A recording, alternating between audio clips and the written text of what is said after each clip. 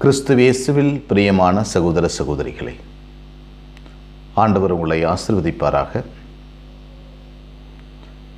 இயேசுவினுடைய முதல் மறைசாட்சி புனித ஸ்டீஃபன் ஸ்தோவானுடைய திருவிழாவை கொண்டாடுகிறோம்.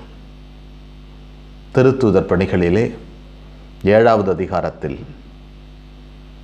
இந்த திருத்தொண்டர் ஸ்தேவான்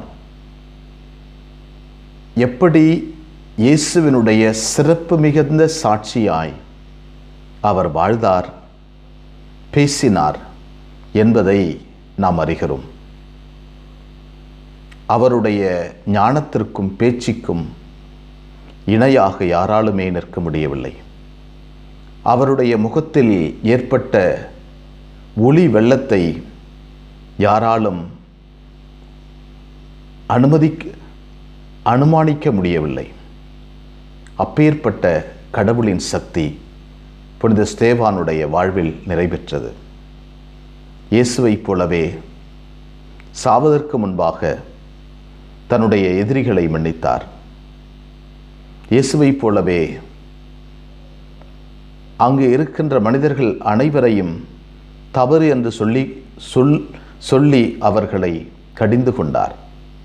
பழைய ஏற்பாட்டில் ஆபிரகாம் தொடங்கி இறைவாக்கினர் முழுவதும் இயேசு கிறிஸ்துவை பற்றியே பேசியிருக்கிறார்கள்.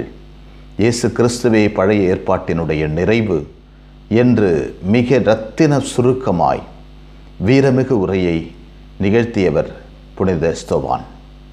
இறுதியாக சவுல் அவருடைய தலைமையில் நடைபெற்ற இந்த கொலையில் விண்ணகத்திற்கு சென்ற பிறகு சவுலை இதே பணிக்கு தன்னை விட சிறப்பு மிகுந்த ஒரு திருத்தூதுவனாக தன் பரிந்துரையினால் ஏற்படுத்தி கொண்டார் புனித ஸ்தோவான். இந்த புனிதருடைய விழாவை கொண்டாடுகின்ற நாளிலே மறைசாட்சியர் என்றால் உடனடியாக நாம் இரத்தம் சிந்த வேண்டும் என்ற அர்த்தமல்ல.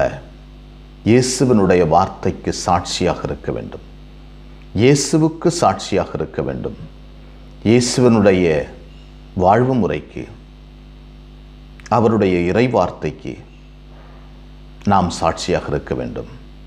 நாம் இயேசுவினுடைய பதிலாளியாய் இந்த உலகத்தில் வளம் பெற வேண்டும். இயேசுவினுடைய அருளை தாங்கி செல்பவர்களாய் இந்த உலகத்தில் வளம் வர வேண்டும்.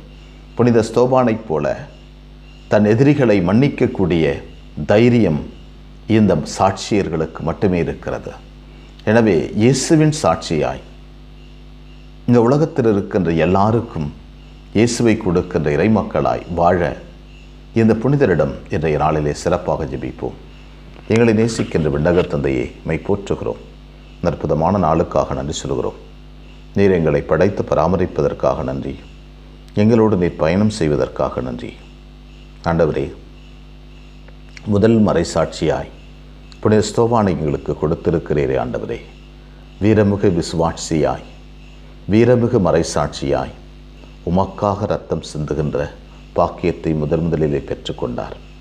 இவரை தொடர்ந்து எங்கள் வாழ்வாலும் சொல்லாலும் உம்முடைய வார்த்தைகளுக்கு எப்பொழுதும் நாங்கள் சான்று பகரவும், எப்பொழுதும் உமக்கு எதிராக துர்மாதிரிகையாக நாங்கள் எப்பொழுதும் இருந்து விடாமல் எங்களை காத்தருளும். அன்னைமரியே, எங்கள் அன்பு தாயே, உம் திருமகனிடம் எங்களுக்காக இடைவிடாது பரிந்து பேசும். ஆமென்.